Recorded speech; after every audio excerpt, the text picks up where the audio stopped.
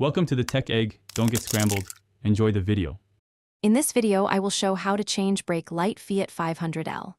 Start by parking safely and engaging the parking brake, then disconnect the negative battery terminal to avoid shocks. Open the hatch and remove the tail light cover using a trim tool or screwdriver and set fasteners aside in order. Unplug the bulb socket, replace the bulb with the correct type, reassemble the cover, reconnect the battery, and test the light. Begin by opening the rear hatch and folding back any interior trim blocking access. Use a screwdriver to remove visible screws and a trim tool to pry out plastic clips without breaking them. With fasteners removed, pull the tail light assembly outward just enough to access the bulb socket, supporting the assembly so it does not drop or strain wiring. Work calmly to avoid snapping tabs or scratching the paint. Remove the bulb socket by twisting it counterclockwise and easing it free from the assembly.